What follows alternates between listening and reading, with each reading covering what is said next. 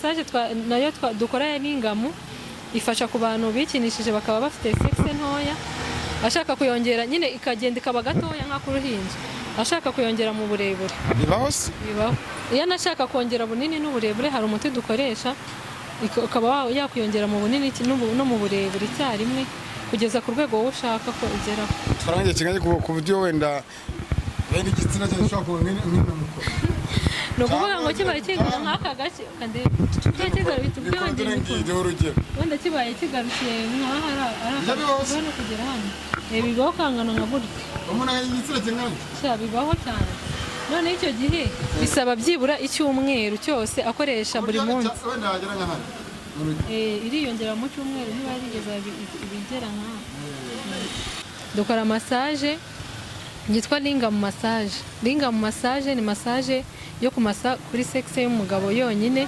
bitewe n'ibibazo bitandukanye. Hari abantu baba barikinishije cyane igihe kirekire cyangwa se agira umunaniro ukabije agakora amasaha makeya akaruhuka agakora amasaha menshi akaruka amasaha makeya. Iyo massage rero turayimukorera no kuvuga ngo cyangwa akaba yararwaye amibe ntabimenye ikaba yakwangiza udutsi tw'imiyoboro ntanga. Iyo massage ishobora kumufasha agasubira ku murongo. Kugare ku mugabo rwose igitsina cyukakimasa neza. Urakimasa cyane cyane no kuvuga ngo hari ibibazo bitandukanye baba bafite bitewe n'ibyo nababwiye. Kurangiza vuba hari kubishaka gukora sexe mu bitekerezo ariko hasi ni hahaguruke cyangwa se hahaguruka ni hafata umurego nyine ngo hakomere nk'ibisanzwe cyangwa se yaba ari no mu gikorwa ugasanga acitse intege atararangiza. Iyo massage rero iragufasha. Ntashaka kwifuza. No kuvuga ngo kwifuza biba gakeya kuko akenshi baba baje. Urugero kwifuza. Bafite ikibazo. Baba baje. N'urugero aje kwifuza. Akwifuje ntabwo yagufata ku ngufu. Ashobora kubikubwira ukamubwira ko bidakunda. Bikaba binabaye byaba ari ubwumvikane ariko ntabwo bibaho uko aba yaje kwivuza. Ntabwo ibyo biba birimo.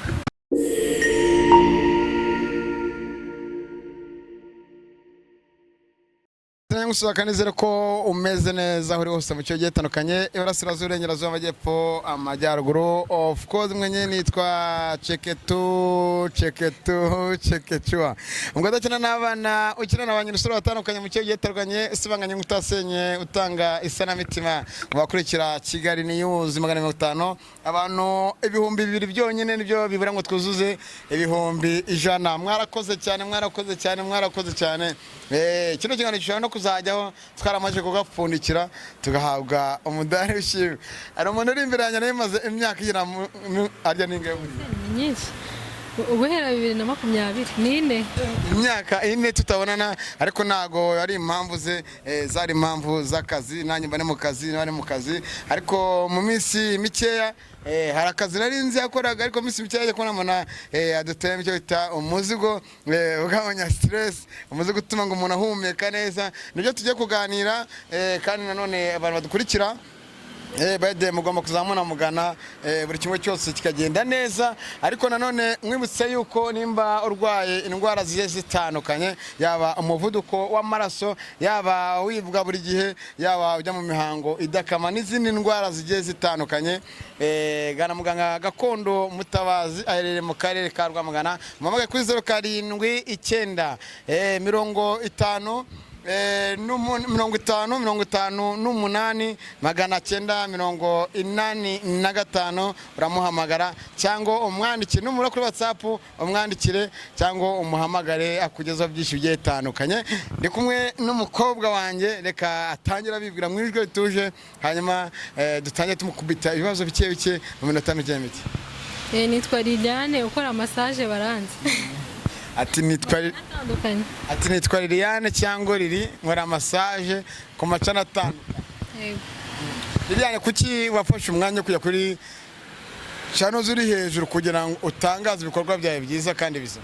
Impamvu nuko nabonaga massage abantu batarayiha agaciro cyane bayifata nk'ibintu biraho bisanzwe bya enjoyment kandi massage no buvuzi. Nagiraga ngo mbisensibilize nanabisobanure uburyo bikorwamo kugira ngo buri wese nyine abiha agaciro. Ukira aho ngaho noneho dutangirire ubundi massage ivuze iki kuzuma bwa muntu tutarajya mu bindi? No kuvuga massage ikintu cya mbere ifasha gikomeye ku buzima bw'umuntu ni uko ituma amaraso abasha gutembera neza akagera ku bwonko. Amaraso atuma umuntu amaraso atembera neza agatuma agera ku. Ese umuntu utajya muri massage amaraso nagatembera neza? Umuntu utajya muri massage akora siporo cyangwa ajya muri sauna amaraso ye atembera neza, ariko umuntu uhora yicaye nk'abantu birirwa mu rugo wenda badakora nta siporo nta sauna nta na massage urumva bafite ikibazo nyine.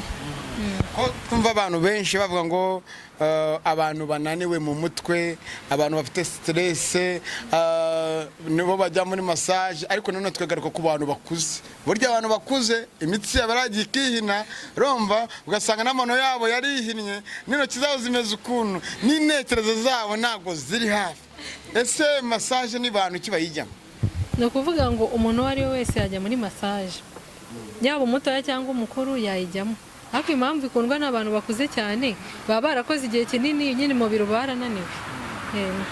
Hanyuma ku muntu mukuru none usheshe akanguhe imufasha iki? Ni ukuvuga ngo bisobanuye ku buryo burambuye, amabwire ku buryo burambuye n'ubwoko bwa massage nkora na buri massage akamaro kayo. Ni ukuvuga ngo tugira massage yitwa relax massage cyangwa relaxation. Ni massage y'imbaraga nkeya ziringaniye y'umubiri wose. Urumva iyo massage abantu benshi barayikunda, ko abantu benshi bakunda massage yoroheje itabababaza. Iyo massage akamaro kayo ituma umuntu aruhuka neza, amaraso akabasha gutembera neza akagera ku bwonko. Yego. Hakaza massage yitwa deep tissue. Deep tissue ni massage y'imbaraga nyinshi nayo y'umubiri wose. Noneho iyo massage ikintu ifasha nayo ifasha umuntu kumera neza, kuruhuka neza, n'amaraso agatembera neza, especially ku bantu barwaye imitsi. Hari imitsi iba yaripfunditse cyangwa se abantu baba bafite ibinure byinshi mu mubiri ku buryo umukoraho mwana kwita kukumva harimo ibintu by'ibibuye.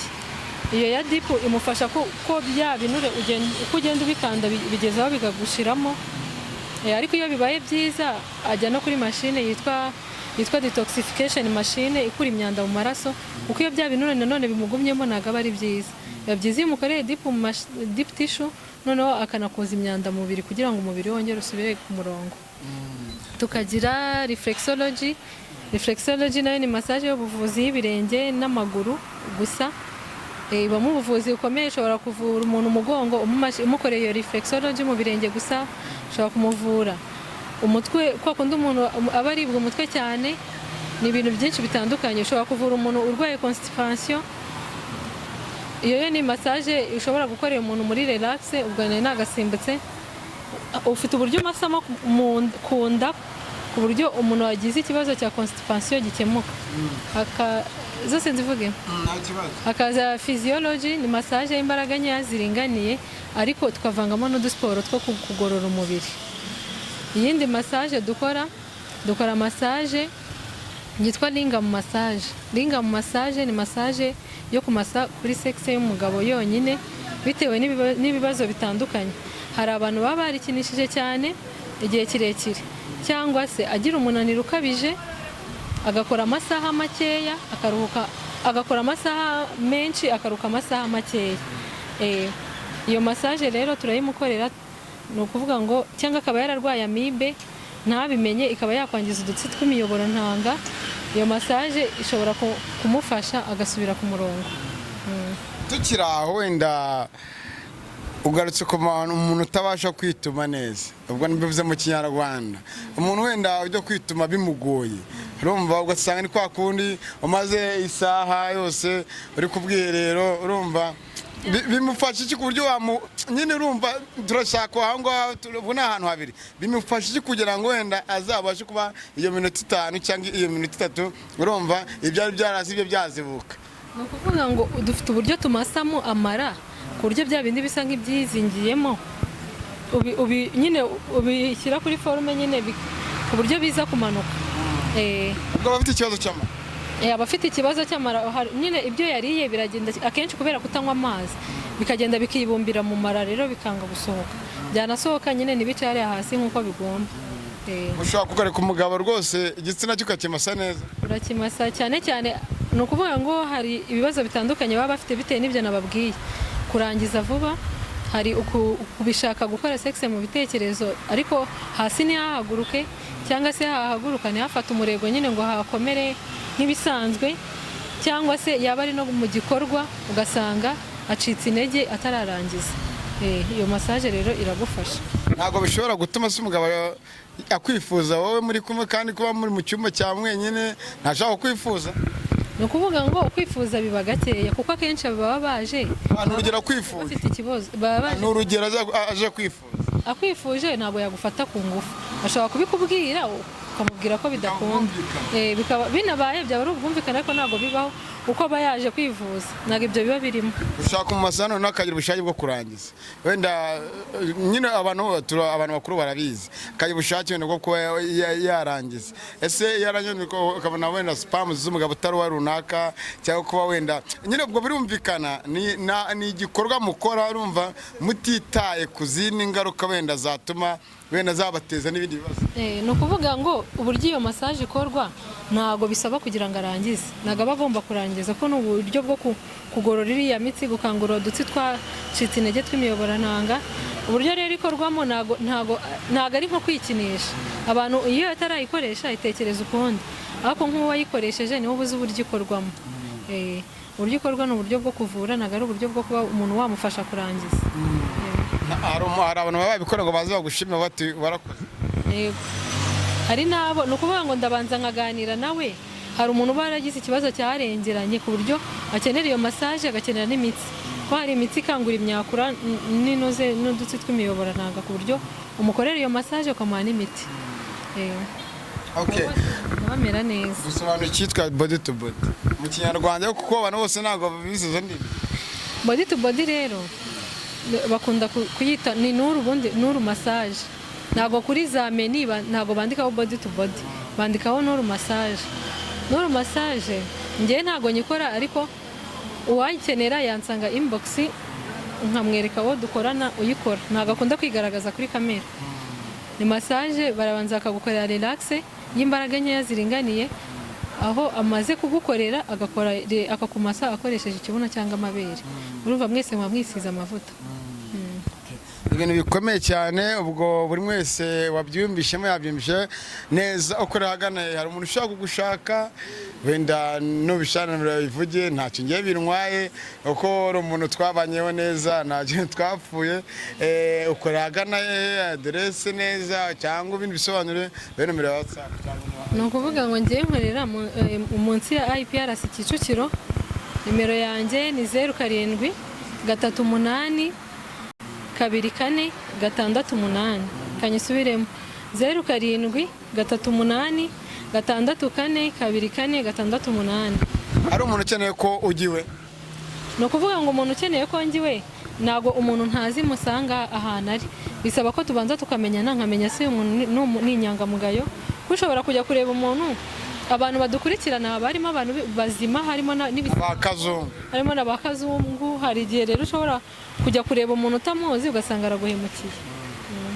Hanyuma abajya bavuga se ko abakora uwo mwuga bakunda ko babigira umwuga, ugasanga umuntu avuga ati kanshake icyuma runaka nzangwa n'imizo na message n'ibiki, ugasanga ngo benshi bakuramo ibijyanye n'imibonano mpuzabitsina. Abantu badukurikiye n'iki ubabwira cyangwa niziye mpungenge bamara? Ikintu nababwira nuko ngiwe naje kukwerekana itandukaniro by'uko uburyo bafatamo massage ko atari ko imeze. Bajye baha agaciro massage. Massage ni igikorwa cy'ubuvuzi, ushobora kuba urwaye umugongo, imitsi, urumva ufite ibibazo bitandukanye ukagenda mu buryo bwo kwivuza. Ibyo ngibyo rero ababikoreramo ni ukuvuga njye mba numva ari ibintu byakabaye nyuma y'akazi, cyangwa bakabyumvikana ku ruhande kuko ntabwo biba biri mu kazi. Niyo body to body iyo bayikoze ntabwo biba birimo, ahubwo ibyo ngibyo by'ubusambanyi ni ibintu bakabaye baganirira inyuma y'akazi bakabyumvikanaho, ntibyitirirwe ko bibera muri za massage. Gira inama abakora ibyo ngibyo wenda bagamije ubusambanyi n'ibindi byetandukanye, wenda umuntu akakumasa kora massage bikarangira muryamanye. Abakora nk'ibyo ngibyo babicira isoko cyangwa babicira izina, barababwira iki? Ni ukuvuga ngo bagomba guhinduka bakamenya ko massage ni massage, ni ubuvuzi. Ibyo bindi nabyo ni ibindi biri inyuma y'akazi, kuko hari numvishe ngo hari n'abakobwa ngo bibwirire abagabo ngo ndagukora akamasaje ariko nunashaka kugira uko wigenza we akabimwibwire buri kwica akazi kawe. Ni ukuvuga ngo umuntu ukimubwira gutyo niba yaje arwaye umugongo akubonamo ubushobozi bwo kumuvura agahita yumva umuzanye muri ibyo ngibyo, ahita yumva ko ari byo byakuzanye. Ariko iyo umuntu banje kumukorera serivisi yamuzanye ayiha n'agaciro akavuga ati niyo ibyo byaba nyuma ku bwumvikane bwanyu ntago we abyitirira ko byaberemaho nyine ari byo waje uze gukora. Iyo miti ivaga nayo Imiti cyangwa n'amavuta nyine ashinzwe gukora icyo gikorwa cya massage. Amavuta ya massage ngombwa gutanga aho biva wenda ushobora ati mu bihugu runaka cyangwa bitero cyo nibanga ry'akazi. Gusa umuntu umwe ntabwo yabyikorera n'umuntu utabimenyera ntiyabasha kubikorera. Amavuta yo aba ari ubwoko butandukanye buri wese kubera agenda arutanwa no mu biciro. Buri wese agenda agura ayo ahwanye n'ubushobozi bwe. Nibagiye kubabwira kandi ndakibagiwe. Hari n'indi iyo massage nayo dukora n'ingamu ifasha ku bantu bikinishije bakaba bafite sexe ntoya ashaka kuyongera nyine ikagenda ikaba gatoya nk'akuruhinja ashaka kuyongera mu burebure. Bibaho se? Bibaho. Iyo nashaka kongera bunini n'uburebure hari umuti dukoresha ukaba yakuyongera mu bunini no mu burebure icyarimwe kugeza ku rwego wowe ushaka ko igeraho. Twarangiye kinganye ku buryo wenda igitsina cyawe gishobora kuba nk'inamukora. No kuvuga ngo kibaye kingana nk'aka gace kandi cyegara bitubye wenda kibaye kigarukiye nk'aha ari no kugera hano bibaho kangana nka gutya umuntu igitsina kingana bibaho cyane. None icyo gihe bisaba byibura icyumweru cyose akoresha buri munsi wenda wagera nka hano iriyongera mu cyumweru niba yarigeza ibigera nka wifashe umurego kugera hejuru yifashe umurego byibura ibigera nka urumva hano haba hamaze kwiyongera cyane muri moyenne. Urumva rero ko abagabo benshi na benshi baragowe cyane cyane bano bagabo babyibushye cyane bazanye inda. Umuntu ufite inda nini umudigi wa danje kandi atari uriya mudigi wawe umasana ukagenda. Urumva no kumukoresha za abdomino tukamutegeka amarejime afata kugira ngo agabanuke ibiro. Twasoza niba nta kintu wongeraho cyo nakongeraho abantu bafite diabete y'isukari nyinshi. Buriya diabete y'isukari nyinshi iravurwa igakira, especially iyo bazansange inbox nzababwira. Hari abantu benshi bagira diabete y'isukari nyinshi ugasanga yarabazengereje kandi hari uburyo tubavuramo bagakira.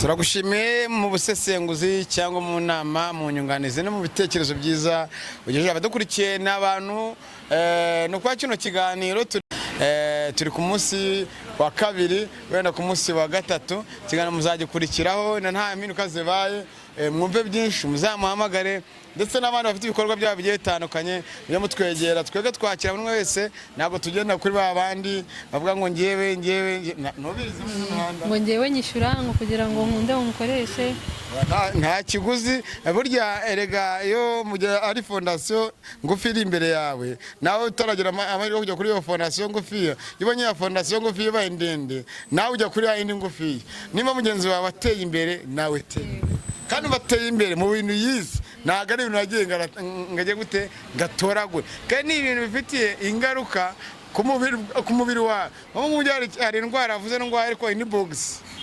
inbox ndakwiye kubwira uko inbox gusa ntabwo cyane ari gitoya sinagoye nuza gusa okay by the way wenda reka mbivuge hari ukuntu ushobora nko kuba warya kugira ngo utekereze kuzajya ku bwiherero wenda bikaba bigoranye bigasaba kurya imbuto nyinshi urumva ko nanjye ninkwegera byaba byiza kandi nzaza mvuga ati wa muntu arabikoze numva icyo nzaba ati ntabyazi nzayigukorera rwose umva nkubwire n'imbuto ugomba kurya kugira ngo bigende neza. Turagushimiye Lili cyangwa Liliane byose kandi twifurize umuvandimwe wawe kurwara agakira nsurize wa musani munsurize n'abavandimwe gusa Imana imworohereze imugenda neza kandi agomba gukomera ibyo byamenye no kwihangana Imana ishobora byose. Mwese washimiye kuri kamera nari ndi kumwe na Olivier amajwi n'amashusho y'umuntu yabo yakurikiye hanyuma mu bindi biganiro naho butaha shalom nitwiye tunanirwa kereka iyo twigirishije.